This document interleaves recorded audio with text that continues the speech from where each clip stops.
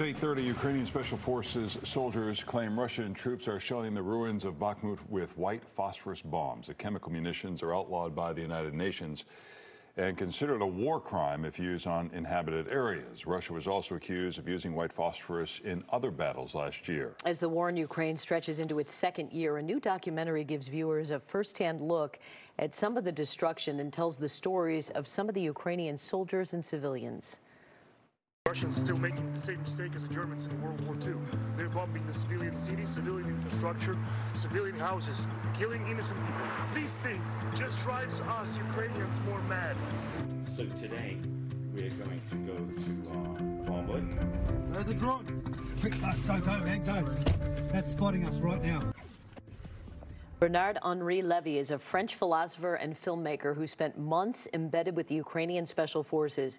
The documentary Slava Ukraini is a look at what he witnessed on the ground during the first days of the war. Bernard joins us live in studio now to tell us more. Good morning. Good morning.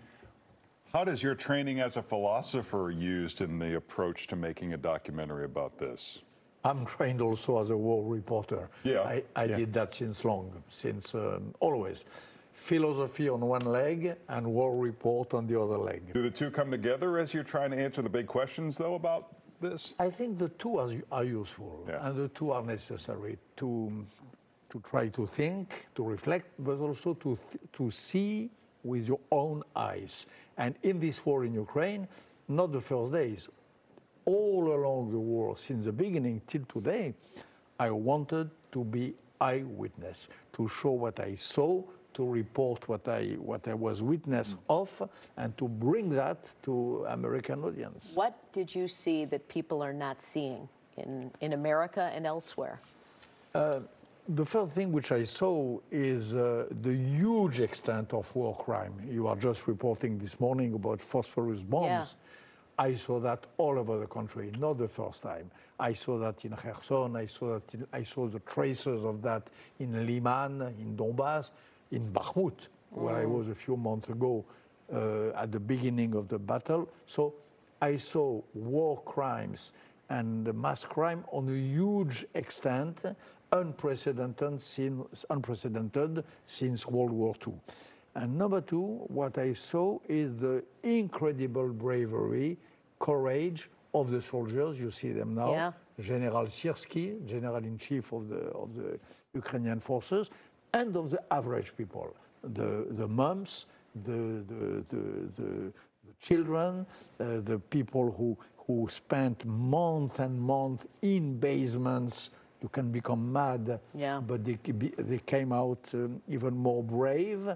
I saw all that. I think the world thought this was going to be quick. Is it sustainable for Ukraine to keep fighting? It is not sustainable in a way. You cannot sustain such an extent of shelling. You know, even few days you become mad. Few days under shelling, under heavy shelling. Imagine what it is for a lady to spend weeks under continuous shelling. Imagine what it is for the city of Uman, which is a Jewish saint city, because there is the grave of Rabbi Nachman of Breslau, shelled every day like these last weeks by the Russian bombs. It's not sustainable. And nevertheless, the Ukrainians hold on, hold firm, stand firm and resist. What can I say? What they need is, of course, much more weapons and quicker. We have delivered. President Biden was great. He reacted soon, but it has been too incremental, too progressive. What they need now, what they ask, what they demand to us is massive and immediate weapons. It's hard to tell what information coming from Russia is true or not. Do you see a lot of their forces on the ground still? Have you seen less of a offensive by then?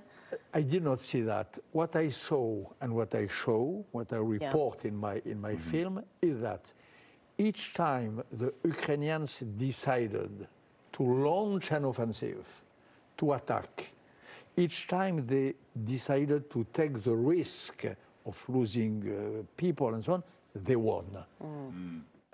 They have victory since except Mariupol, which was completely destroyed. Since Mariupol, every city they decided to take, they took. Wow. Every offensive they decided to launch, they made it. And the counteroffensive, which is starting now, it's up to us to deliver enough tools so that it is done quickly and saves lives. Well, you can catch Bernard at a special screening of his film tonight at 7 at the landmark Century Center. Bernard-Henri Lévy, thank you for joining us this morning. Pleasure to meet you. Thanks for being here. Pleasure. Thank you.